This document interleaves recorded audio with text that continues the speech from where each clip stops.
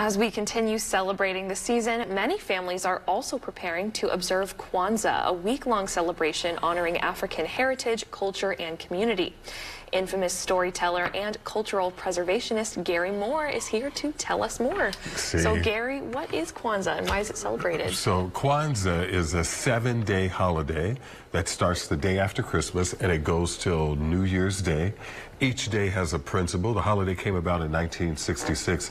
Dr. Malana Karinga felt that it was important for African Americans to reconnect with the motherland. You know, unfortunately in our history, we've had slavery, discrimination. And so he said, hey, you know what? Our history predates slavery. Our history doesn't start with slavery. So let's go back and get into our roots. So Kwanzaa celebrates our roots. So there are 7 principles. What are they and what do they mean to you? So the 7 principles of Kwanzaa are represented in a candle display. It's on a kinara, and each principle represents a different day. So we start by lighting the black candle, and that principle is umoja, or unity. And then we go from left to right. We light the red candle. That's the second day, self-determination. You have collective work and responsibility, cooperative economics, purpose, creativity, and then faith. And so each candle is lit on a different day, and we stress the principles on each of those days.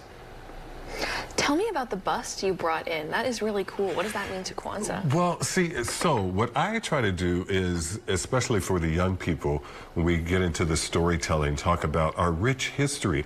A lot of people are not familiar with African kingdoms, the Moors who went into Spain and basically civilized those Europeans. In Benin, which is where this sculpture comes from, thousands of years before Europeans were able to master smelting iron and doing ironworks, Africans were doing this. I showed that bust to Preston Jackson, famous sculptor here, and he was just fascinated with it, and he was just telling me the process involved in making that and how intricate it is. Nowadays we have technology and other things that can accomplish that, but this was done like thousands of years ago. Tell us about the Kwanzaa event at the library. So the Kwanzaa event will take place on Saturday.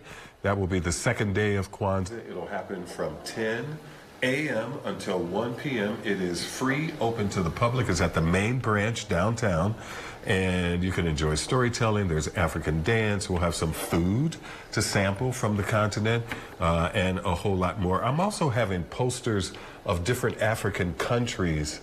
Unfortunately, in this present administration, we've heard a lot of negative narratives about Africa, which are untrue. And so we're going to show pictures from Somalia, from Ghana, from other African countries to celebrate the rich history there. Well, thank you so much for coming in and telling us about that. Oh, hey, I appreciate you having me here.